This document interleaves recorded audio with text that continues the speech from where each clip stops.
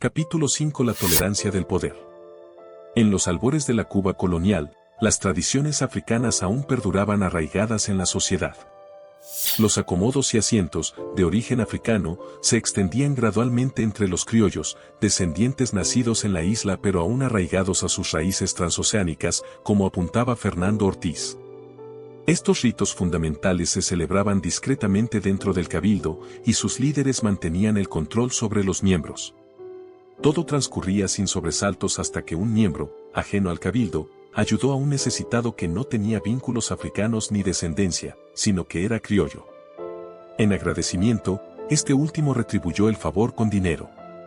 Esta inusual acción, típica de la dinámica de la vida, hizo que el Lukumi percibiera la necesidad de abrirse religiosamente a la comunidad marginada del barrio, igualmente ansiosa de escapar de la miseria. Sin embargo, el obstáculo para esta expansión era el cabildo, que prohibía cualquier contacto religioso que no fuera entre africanos o sus descendientes. La crisis no se hizo esperar, y el derrumbe anunciado en Novara llegó. Por un lado estaban los conservadores intransigentes, y por otro, los más abiertos y decididos. Los primeros se mostraban ortodoxos durante el día y liberales en la noche. El precario equilibrio era mantenido por el pan, el sustento diario. La periferia marginal rebosaba de necesidad, pero el dinero escaseaba. La atractiva criolla, mestiza y prostituta, despertaba la codicia de los blancos acomodados. Anhelaba convertirse, al menos, en la amante a quien se le otorga una casa y otras comodidades por amor, lo que la liberaría de la miseria y del yugo del chulo. Se embarcaría en una lucha incansable para lograr lo aparentemente imposible. Pero la iglesia era un terreno prohibido, le aterraba la idea de que se le pudiera pedir algo semejante a las impolutas vírgenes. Finalmente, la criolla se enamoró del hombre blanco casado y acaudalado. El chulo irrumpió en el solar, dispuesto a herirla. Llena de pavor, se refugió en el modesto cuarto de la Yalocha Lukumi. No entendía sus palabras, pero encontró consuelo. Comenzó a frecuentar el cuarto de la Yalocha y entre lágrimas sinceras le confió su conflicto. Inicialmente, la Lukumi mantuvo silencio. Luego, pensó en Ochun y en la miel que, en África, doblegó a Okun. ¿Por qué no podría funcionar aquí? Preparó brebajes, la limpió con hierbas y, con la convicción de que resolvería, le dio consejos sobre la importancia de mantener la discreción en estos asuntos. Con profunda gratitud, la criolla pagó y se marchó. Al día siguiente, el contenido de la jícara pasó a una taza amarilla, que ahora ocupaba un lugar destacado sobre un envejecido velador, frente a una imagen de la Caridad del Kobe. Tanto en La Habana como en Matanzas, las yalochas y babalochas habitaban los mismos barrios marginales donde se encontraban los cabildos.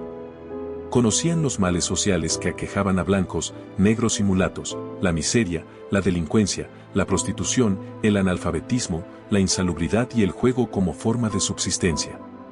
Eran tiempos de dura supervivencia en el siglo XIX. En Cuba, otro elemento clave que favoreció la supervivencia de la Ocha fue el comercio, representado en el Dilokun por el Odu Novara, donde reinaban Changó y Ochun. Él, dueño de la regla de Ocha, y ella, la secretaria, la Ofeicita.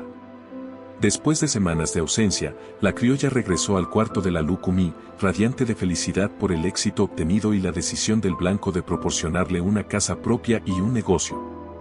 Contó su historia, y sus ojos alternaban entre la imagen católica y el llamativo amarillo de la taza.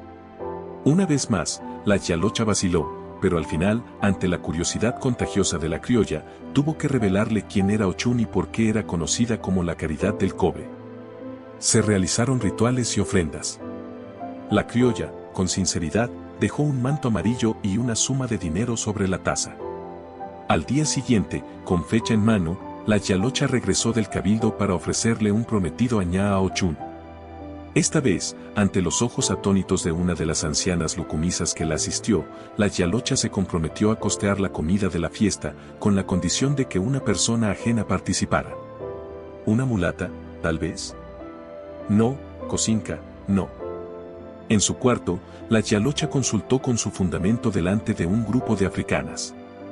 El Jeife le dio un rotundo y firme sí, colocando a las lucumisas como testigos de su decisión.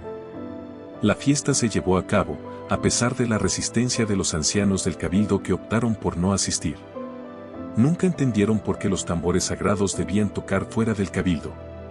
Atandá, el africano Omoaña que construyó los tambores, fue esposo de la Yalocha y contribuyó en la medida de lo posible para disipar los malos augurios que presagiaban un desastre.